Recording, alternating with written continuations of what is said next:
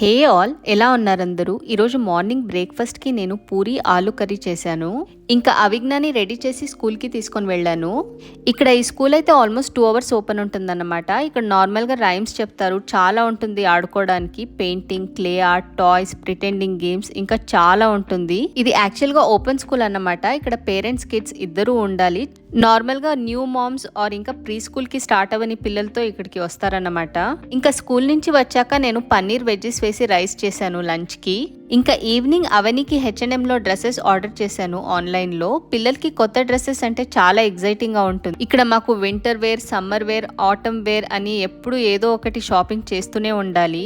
ఇక్కడైతే మాకు summer days చాలా తక్కువ, వింటరే ఎక్కువ ఉంటుంది.